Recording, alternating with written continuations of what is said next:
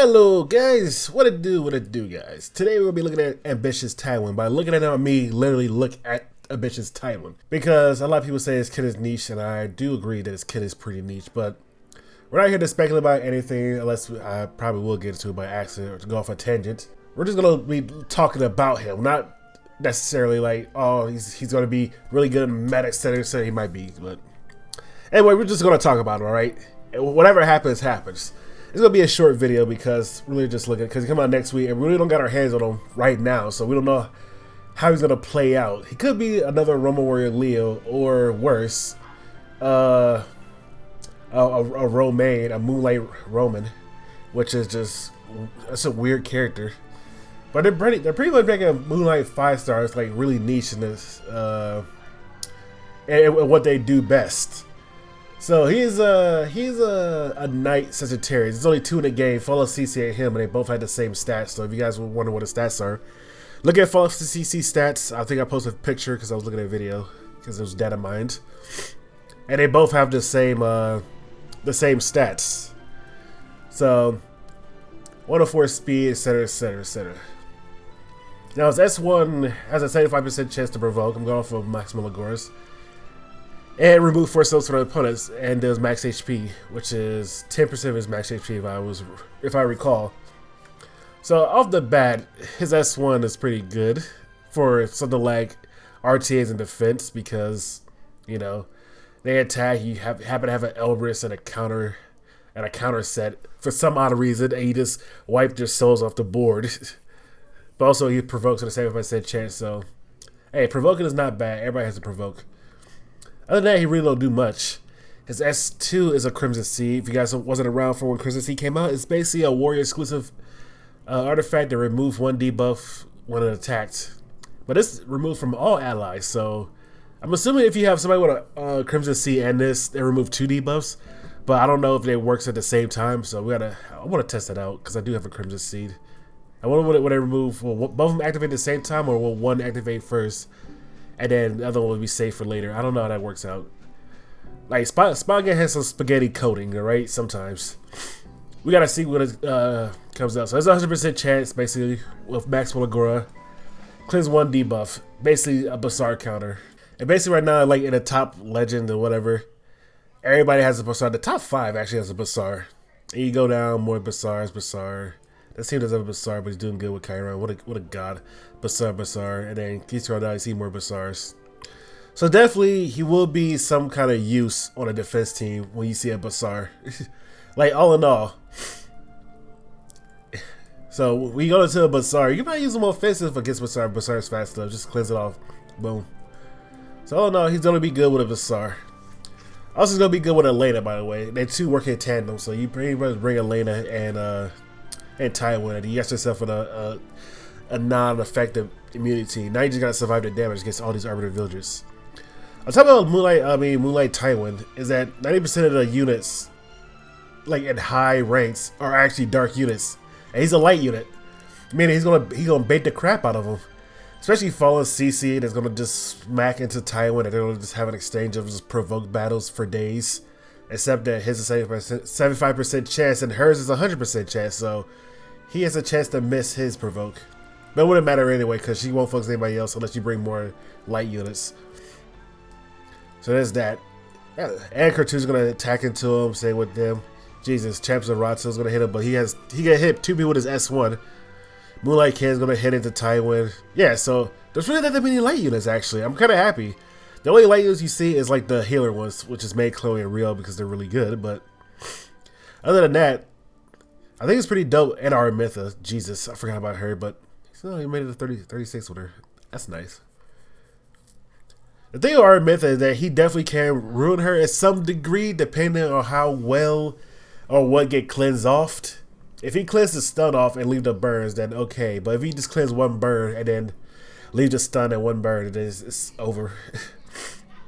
Like, if it clears 2 debuffs, then I could see that being a counter to a lot more variety, but since it's a Crimson Seed, I just sneezed my face off. I have no idea what I was talking about before. I sneezed like 5 minutes straight. Sorry about that. But yeah, you definitely have some use with some Elena and him and Dark units and being bait in some arena, so I think he'll definitely be good in arena. and RTAs. Well, not necessarily RTA because since AI attack light units because you know that's what they do best, and vice versa. But RTAs, you don't really gotta hit a light unit. Tywin can just sit there and do absolutely nothing unless he has an Elbrus, which I'm pretty sure 90% of the people are gonna build Elbrus for him. Also, I'm close to pity, so I'm saving. I can either get false CC, which has the same stats, but she gives immunity and provoke. And her S2 gets a shield to units, or Tywin it gives a free debuff for one unit. I'm probably looking at Tywin because he's definitely what I need because I'm tired of Basar just ruining my team. It's great to have CC, but then Basar could just ruin it anyway, so Basar ruins CC and then Tywin ruins Basar. It comes in full circle, baby. And his S3 is the really awkward 80% chance. That means you have 20% chance not to even land a debuff on it. And it decreases speed and unhealable. Now, speed is a weird debuff because you don't usually see people go for like, oh, I need a minus speed on these people before they murder my team. Unless they're running like, assuming like Sid, Vildred, people that actually go for speed. Unless they go to speed to reduce their damage. I think it'd be a lot cooler if they did like minus attack and unhealable. Cause even then, then they can't heal. It rules a Moonlight Kin to a certain degree. Actually ruins Moonlight Kin actually. Because then he hits less and then you can't heal from Sigurd's Scythe, you just kill him right after. Actually, that'd be really good actually, if it was unhealable and minus attack. But there's other units that does it. But minus speed and unhealable, it's pretty weird. It's either this skill basically tells me that either he should go first and hope to God they don't have immunity set because he can't strip it. Get that speed and unhealable so your team look like they're faster, and you go up, or you just go last, or like be somewhat speedy so you just throw it on there. I don't know. His S3 is just weird for how his kit works. But I feel like the main reason people use Tywin was for his S2 and his S1, honestly. His S3 is just little flavor text. Like I said, it's also a 20% chance not to land because it's an 80% chance. It's not too late. It's not 100%, but I'm glad they're not. I'm glad they're not actually going for like pure 100% anymore. You learn nothing from last. But I feel like he might get a buff later on, so if we can play hard enough, we will get a buff from him, but no complaining, please. Because I feel like, you know, his kit's pretty lackluster. I feel like there's other like combinations to go with his whole kit. So I'm gonna be looking at artifacts, see what artifact could probably go for it. Like the obvious choice to go Elbrus. Obviously, you want to go Elbrus because how his S1 works. But how often will you see people like, oh, I need this wait for the soul to actually kill his team? Unless you're like in a really drawn out battle, it's like, I don't know, 12 turns in, and they're just getting murdered by light. Like, oh, I need his soul burn. I don't think his S won't be that good for Elbrus. The provoke is nice though, because having somebody to provoke is always good for arena defense, because it's just an extra element of like RNG they gotta deal with, and if they happen to get provoked, then they just pretty much miss out on the turn. It's settled like that, but I feel like Bachelor Perlento would be pretty good. Let's help out your squishies. No, not your squishy, but well, I guess the person with the most attack will be the squishiest, because he has nothing but attack and no defense and stuff like that. Ever's Ritual Sword is definitely a plus. I don't know. I would like to see some more Justice for All. I would honestly like to see a more Justice for All for more Knights units, but this is like for like really offensive Knights. I don't know. It'd be interesting to see. I'm gonna try when I get Tywin. I'm actually gonna put a Justice for All for him because I only left it at 1 because why not? Because I had to upgrade. Elbrus, I didn't have any nice to use it, but I have my Fighting Mind being leveled, so yeah. A Holy Sacrifice. I have a chance to revive. I don't think he'd be using that on him at all. What else do I got? That's all the nice artifacts that I have, but I'm pretty sure there's more artifacts that I could probably look at, obviously. This is 11 minutes long. I don't want this to be 11 minutes long. Wow, there's not that many nice artifacts. And nobody can get Sword of Erza. If somebody gets Sword of Erza is such a good artifact when it came around.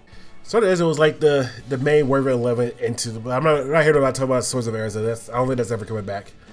Because we got things like you know what I'm talking about.